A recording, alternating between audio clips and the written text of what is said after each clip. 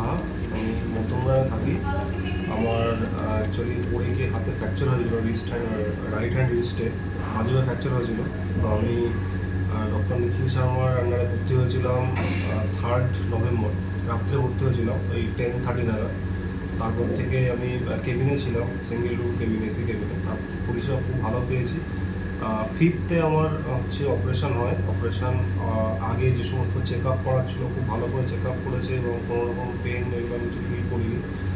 Operation খুব ভালো, অনেক টাইম নিয়ে অপারেশন হয়েছে, অলমোস্ট 2 ঘন্টার কাছাকাছি অপারেশন হয়েছে। খুব ভালোভাবে অপারেশন হয়েছে এবং ডাক্তারবাবু খুব ভালো ছিলেন, সবসময় আমাকে মোটিভেট করেছেন এবং খুব ফ্রেন্ডলি বিহেভিয়ার আমি পেয়েছি। ইভেন নার্সদের থেকেও খুব ভালো বিহেভিয়ার পেয়েছি। Everything is good. আমি এখন আজকে আমার ডাক্তার নিজে এসে ড্রেসিং করে দিল এবং ওভারঅল কন্ডিশন এখন ভালো, মানে I am feeling good now.